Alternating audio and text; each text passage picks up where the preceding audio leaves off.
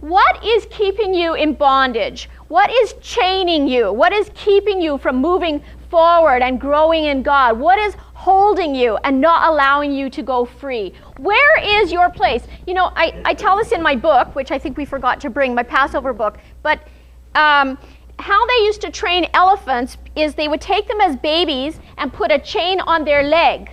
And the chain was attached to a post. This is in the circus. And it only had a certain length that it could go.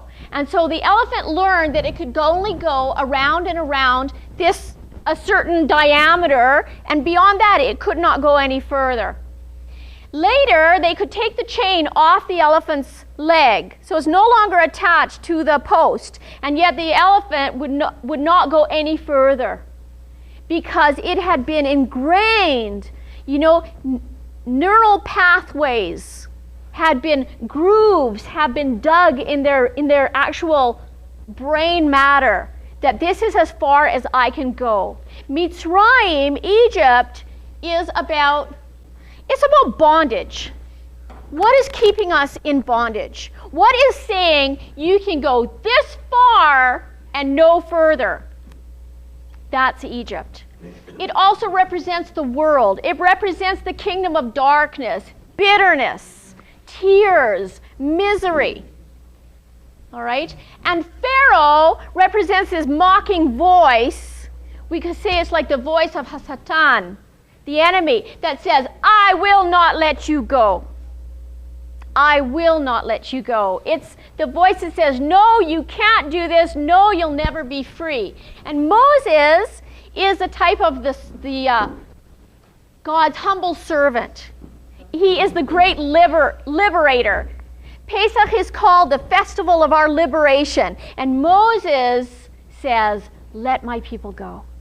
And Yeshua stood up in the synagogue when they were reading from the scroll, and they came to the passage from Yeshayahu, the prophet Isaiah, and says, the Spirit of the Lord is upon me, and He anointed me to preach the good news to the poor. And He talked about setting the captives free, liberating the oppressed. So Yeshua, Moses is like a type of the humble servant of God who sets us free.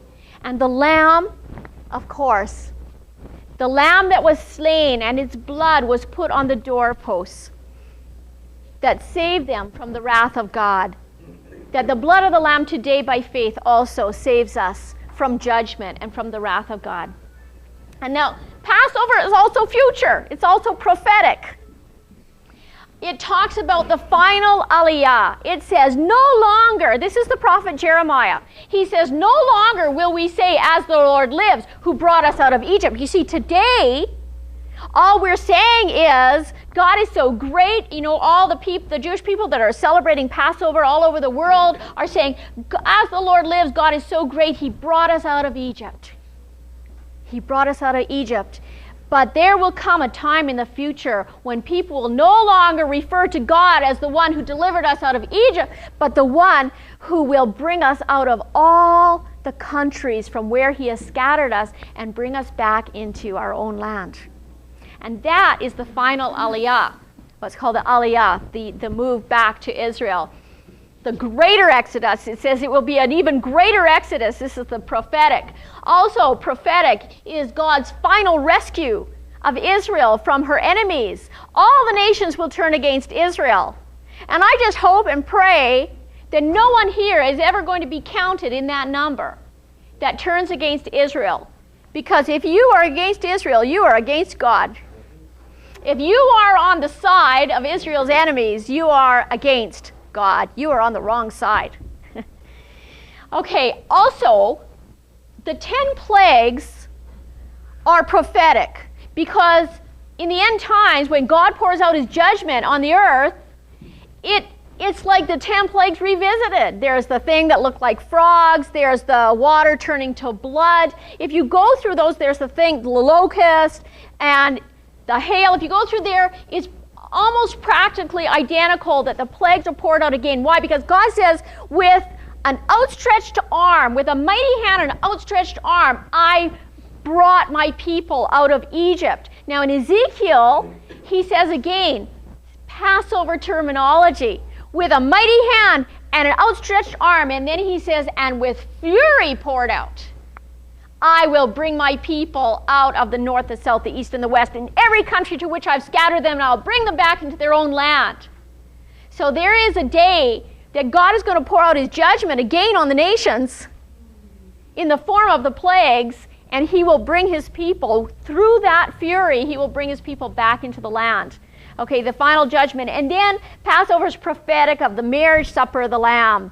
When we are going to be doing this in heaven, we're going to be doing this in the New Jerusalem, the marriage supper of the Lamb. And afterwards, we're going to be having a big feast, and we can all feast together. Okay, I got this. You know, the question always comes up, what about Easter? I mean, everything, I should cover that up somehow so you can't always see that. You know, everything now is Easter, right? I mean, almost every single church is talking about their Easter service and their, what is it all called? The Palm Sunday? Right. Okay, I'm a Jewish girl. I don't have all this background here, okay? So you know better than I do. Well, all I know is most of the churches are celebrating Easter right now, and most of the Christian world, most of the Western world, people are saying Happy Easter to everyone, right? Even at Fort Edmonton, they do a thing with the Easter bunny and the Easter eggs. And I mean, before I was a Bible believer, I used to do that.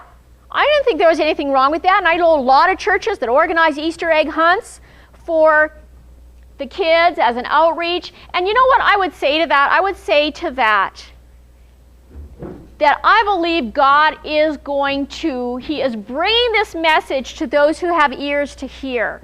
He wants a change. It says that for a period of time, God tolerated this ignorance. But now is another story. Okay? I think for a period of time, God maybe allowed this kind of thing to go on. But I believe God is now bringing this message to those. I believe that you're a special group. Really, by faith, I believe that you all have been seeking God. And that's why he has chosen to reveal this to you. You know, celebrate the Passover lamb, not the Easter ham. Okay. Now, this is a really touchy point with a lot of non-Jewish Christians. But I'm just going to dive right in because, you know, what do I care? If I perish, I perish. So, no stones. No stones. No stones here? Put down your stones. Okay. Now, the eating of pork has a long tradition of pagan worship. All right? Which is why at the time of Hanukkah, the Festival of Lights, the Greek-Roman Empire, the Greek-Roman army sacrificed swine on the altar because to God it's an unclean thing. It defiles. There are very clear instructions in the Word of God that we are not to eat it. It says it's all right for the alien, it's all right, roadkill is all right, you know, you can give it to somebody else, but you are a holy people. You are a holy people. And many Jewish people were martyred rather than eat even one piece of pork. Why? Because it showed their commitment to God and his commandments. It says that the dragon, representing the enemy, Hasatan, is enraged at the offspring of the woman, those who hold to the testimony of Yeshua and who keep God's commandments. Now, if somebody is holding to the testimony of Yeshua, but they are not keeping God's commandments, then I don't think they're as much of a threat. I really don't. He has a special hatred to the people who have not only said, your God will be my God, but your people will be my people, and who realize who they are in the Messiah. Now, the Catholic Church instituted this custom of the Easter ham. They instituted a custom of eating unclean foods on every holy day to prove that they are not Jewish. It was at the Council of Nicaea with Constantine. It came out of a root of anti-Semitism. And Eddie, you cannot hate the Jewish people and love the Jewish Messiah. You just can't. So this came out of a root of anti-Semitism. Now, most non-Jewish Christians keep many of the commandments of God, but they will not keep the ones that they consider Jewish. Whereas God does not make that distinction. So this came out of an anti-Semitic root. We are not Jewish. We are Christians. I remember once when we were living in Israel, there was this one lady who, at one point it came up a discussion about whether the Sabbath is on the Saturday or the Sunday. And she just became furious. I mean, people can get so mad over this stuff. She became absolutely furious. And she's living in Israel, mind you. I mean, she's living amongst the Jewish people, you know. And she said, I will not keep the Jewish Sabbath. I keep the Christian Sabbath. And I'm like, okay, you know, there's the Muslim Sabbath, the Christian Sabbath, the Jewish Sabbath. No, God has one word and he has one way. And that's the only way that any of it makes sense, okay? I haven't done this at any of my other Seders. I am guilty of withholding information. And I think it's just because this makes people uncomfortable, and I don't like people to be uncomfortable. But I'm just going into this because I just believe that this is the time and place to do it. Easter, the origin of Easter, is from the Babylonian fertility goddess Ishtar. And God forgive me because it does say we are not supposed to speak the names of pagan gods and goddesses. All right? And now here we've got the irony of this. We now have an entire Christian church going around speaking onto each other the name of a pagan goddess. Why do you think the bunnies and the eggs? It all comes out of these fertility rites. I'm not going to go into the whole story.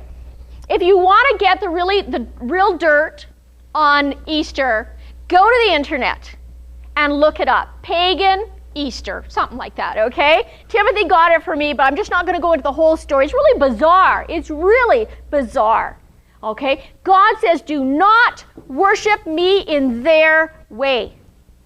He has given us the way. It's an open book. It is really an open book. Okay, another name for this goddess was Semiramis, also called Queen of Heaven. If you want, look up in a concordance Queen of Heaven and see how furious God was that his people were worshiping the Queen of Heaven. You know the hot cross buns? That comes out of that, okay? And it's all the worship of the sun god, Baal. Don't think that it can't happen to us. Don't think it cannot happen to the Christian church. Why could it not happen to the Christian church if it happened to Israel? Was Israel not the people of God? And they were deceived into worshiping Baal.